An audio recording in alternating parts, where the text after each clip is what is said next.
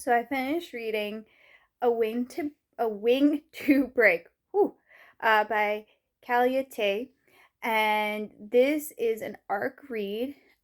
This is very different than what I normally. I mean, it's still a romance, so it still falls under the romance, but it follows a morally gray male main character. So, well, I guess if you consider the mafia. Okay, question time. Is mafia considered morally gray? Or is, I don't know. What's your opinion? Anyway, focusing back. So, it focuses on a morally gray male character where he does bad things, but he does it to bad people. So, we'll get back to him in a minute. So you have Sable, who is a single mom. She recently got out of they never actually got married, so I guess you call it a common law marriage. But she got out of a common law marriage because the guy cheated on her. I've been reading a lot of books where guys cheat on the main character. Anyway, back in focus. Okay, coming back. So recently out, she has started her own restoration business. She is trying to take care of her 10-year-old son. She does have a pretty good, co-parenting situation. But, oh yeah, let's just also throw in the fact that the girl he cheated on her with is a stalker.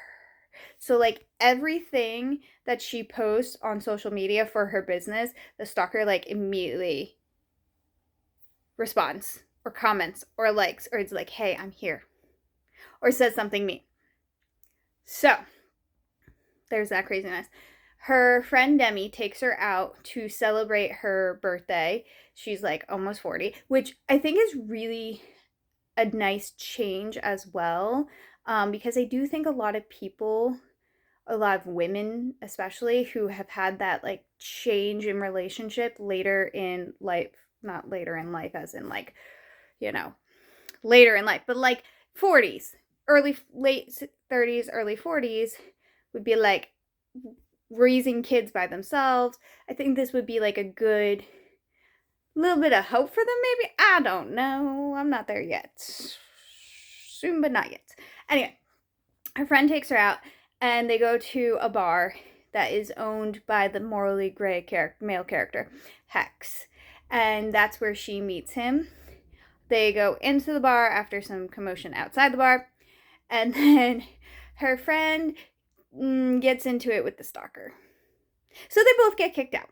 Anyway, so they go back to her house, get drunk, and she ends up messaging the bar owner while drunk, saying that she has a problem, and he's like, well, I'll solve any of your problems, baby. Okay, probably not as cheesy as that was, but you get the idea. So they end up talking back and forth, flirting. He does end up asking her out on a date, which he then used also for side mission for the whole morally grayness. But again, he only does it to people who do bad things. So, but that gets into it because he has a lot of stuff going on in his background where he used his mom's ex-boyfriend, after she died, was like, hey, you have to pay her debts, and then was making this guy fight people for money. So, and now hates that guy, so is trying to get back at that guy. It's a crazy thing. So they're dealing with that. They're dealing with the stalker, who is crazy. There's a lot going on. So even though it's not something I normally read, because, well, I have yet to try a morally gray character, unless we talked about the whole mafia thing. Anyway, overall, I enjoyed this very much. It was definitely enjoyable. I didn't get the full ending that I wanted, because I really wanted to be done with this evil other guy, but obviously there's still a whole bunch of, please ignore that. There's a whole bunch of other books in the series. I'm sure there will be.